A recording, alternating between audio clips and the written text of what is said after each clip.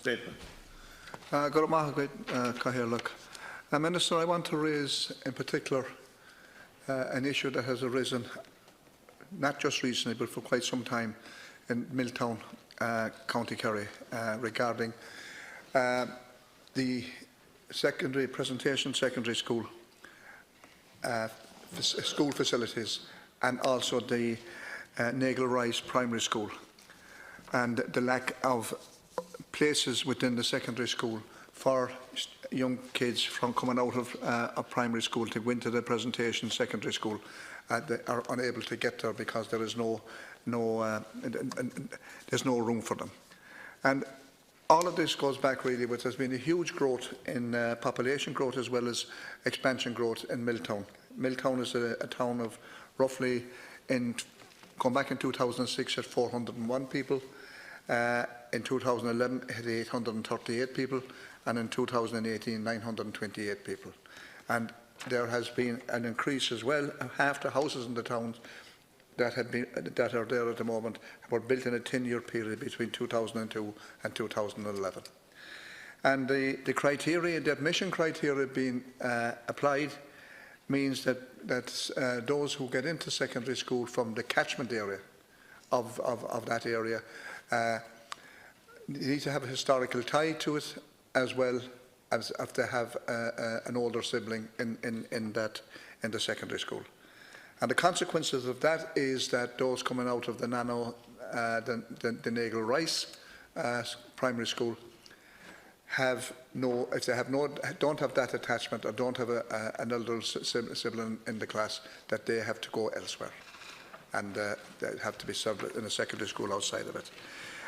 The population growth predictions right across the 18 catchment areas is quite substantial, and it means that also that a lot of the young couples, an awful lot of young couples in Milltown in that growth during that period, many of them are of ethnically diverse people, primarily Lithuanians and Polish, and they are left with the added pressure of trying to find a secondary school in that wider catchment area, and that means they might have to go to Killorgan, over to Ferris or whatever, all around that area to find a secondary school.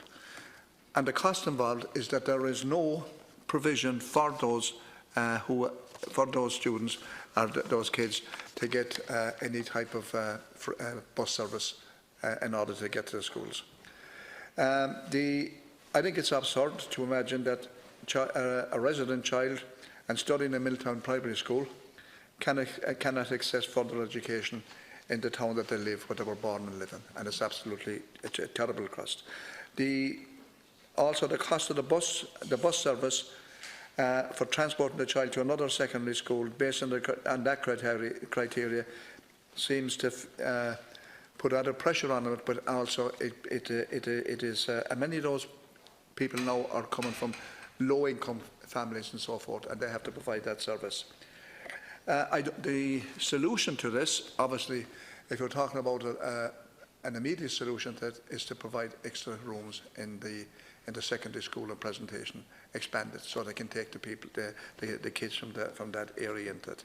And also in the immediate thing, while you're waiting for that to come ahead, we need to provide some form of bus funding for children so that have to go outside that area. And I think the department has an obligation to ensure that is adhered to, and that becomes the case. Also, there is an urgent need for dialogue in the community. This issue that is happening at the moment is creating division, where you have children that are born and reared and starting school in Milltown, and that they are unable to get a place in the secondary school, whereas children that's born from well outside the district can come in and take a seat because of a historical connection. Thank you, Deputy. Taoiseach. Thank you very much indeed, Cahill. Look, can I say to Deputy Ferris, I know exactly what you're talking about, because even though I'm not a minister at the Department of Education, I've taken a real interest in this issue because of a similar situation in the town of Ennis. And so I know exactly what you're saying, Deputy Ferris. Can I apologise to Minister McHugh? As I said, he's away on official government business. And I want to thank Deputy Ferris for raising this issue in relation to secondary school places in the mid-Kerry area. In order to plan for school provision and analyse the relevant demographic data, the Department divides the country into 314 school planning areas and uses a geographical information system using data and a range of sources to identify where the pressure for school places across the country will arise. With this information, the Department carries out a nationwide demographic exercises to determine where additional school accommodation is needed at primary and post-primary level. Where data indicates that appropriate provision is required, the delivery of such additional provision is dependent on the particular circumstances of each case and may, depending on the circumstances, be provided through either one, a combination of the following: utilising existing unused capacity within the schools or schools, extending the capacity of schools, or the provision of a new school or schools. Using schools' planning area boundaries within the Department's geographic information system, this GIS, it allows the data within those boundaries, including data for enrolments to school, child benefits and other relevant data, to be added to the mapping information grouped and analysed. In most areas, school planning areas were based on the traditional school catchment areas, where all primary schools were assigned to a post-primary feeder area, typically a population centre or a town, containing one or more post-primary schools. These school planning areas are used in the demographic exercise as a basis for the assessment of areas of growth and to inform the recommendations on the establishment of new schools required in the school planning area. The question of enrolment in individual schools is the responsibility of the management authority of those schools. It is the responsibility of the authority of the schools, the management authority, to implement an enrolment policy in accordance with the Education Act 1998 and the Education Admissions to School Act 2018. The Department's main responsibility is to ensure that schools in the area can, between them, cater for all pupils seeking places. Parents have the right to choose which school to apply to, and where the school has places available, the pupils should be admitted. However, in schools where there are more applicants than places available, the selection process may be necessary. This selection process and the enrolment policy on which it is based must be non-discriminatory and must be applied fairly in respect of all applicants. As the Deputy is aware, the Education Admissions to Act 2018, which was signed into law by the President on the 18th of July 2018, is an important piece of legislation which introduces a more parent-friendly, equitable and consistent approach to how schools' admission policies for the almost 4,000 primary and post-primary schools in the country, and a fair and balanced school admission process for all pupils. The Deputy will be aware that there are 3 post-primary schools in the mid-Kerry area. These schools are the Presentation School, Milltown, which the Deputy referred to, the Intermediate College in Killorgan and Killorgan Community College. The Department has no current applications for capital funding for additional accommodation from the post schools in the Midwest, in the mid-Kerry area. This would indicate that these schools are able to cater for the current pupil cohort. But I'll go into a little bit more in my supplementary, if that's okay with Deputy Ferris. Minister Breen. Thank you. Deputy Ferris. Thank you, Councillor, and thank you, Minister, for your response. And obviously, a very fact you're dealing with something similar. You're aware of the concerns and the problems associated with this. Like in that area, there are three secondary schools, 2 in Killorgan and 1 in Milltown, and there is really no short-term solution. It has to be planned and thought out, and I suppose really a town the growing size of Killorgan town and the new Irish that are living there, as well as particularly an awful growing young population, like an increase of well over 100% in population in a short space of time, that provisions have to be put in place to ensure that the needs and requirements of the parents and of the kids will be realised. Across the areas as well, in the short term, you're talking about young kids going to schools outside of the Milltown area, but in the catchment area, where they can find places. And we need to put some type of funding for children who are unable to attend their nearest school. I think that's the short term. We're talking about low-income families, and they need that type of support. There needs to be dialogue with the community itself and a commitment to listen to them. Obviously, the departments and the civil servants and so forth don't have a tendency to listen. You need to listen to the community on the ground. There was a very big meeting back there recently where hundreds of people attended, and you had those who are sending their children from outside the Milltown town to secondary school, presentation school, because they have historical title or because they have other children there, and you have children that have been born in Milltown who are in Milltown, not in the catchment area, but in Milltown, and are not able to get a place in the Nagle Rise Primary School. So I think it's very unfair.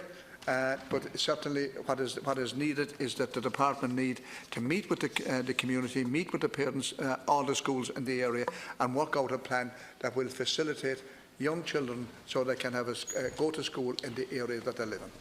Thank you, Deputy Ferris. Thank you, Count Corla. Can I just say, maybe look at the current enrolment in the 3 schools concerned is 606 in the presentation in Milltown. The intermediate school in Killargan 494 and Killargan Communities College 277.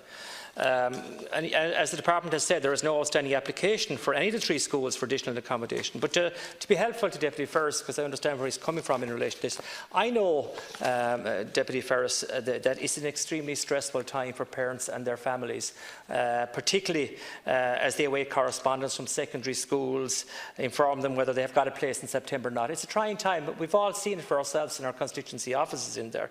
And it's an intolerable time for students and their families. And I think it's important that some plan be put into place there that would help that.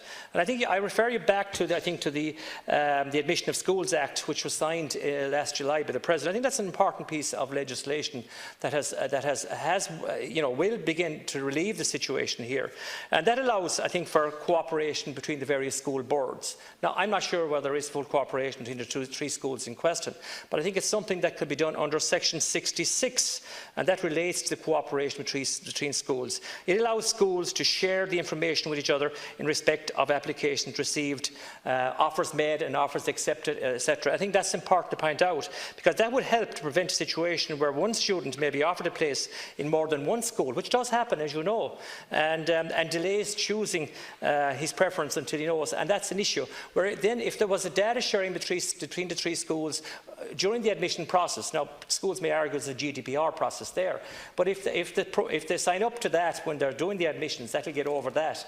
So I think that would be helpful as well, because it would give more an even space out there to students, and they know exactly, if you get a place, you take it. If you don't, the place goes to somebody else, because it is happening out there. The other thing there, I think you referred to yourself in relation to accommodation. Again, I'm trying to be helpful to you. The Minister has said to me that he will consider, his department will consider any application for interim temporary accommodation should it be required to meet the immediate enrolment needs of any school. So that would be my advice to you, Deputy Ferris, and this is a personal advice because I've been through this myself, that if there is accommodation need, the department will consider temporary accommodation based on the needs. But I think your question relates to what I've outlined earlier. So I think that the issue of cooperation on school boards is important, data sharing, and to see who's been offered schools, who's taken up the offers. That might help alleviate the situation. But as I've said earlier in my contribution, there isn't any application by any 3 schools for extra accommodation. So maybe that's something that you might consider. So I want to thank you for raising this issue. I think it's not just Kerry and Clare, there are probably other areas as well.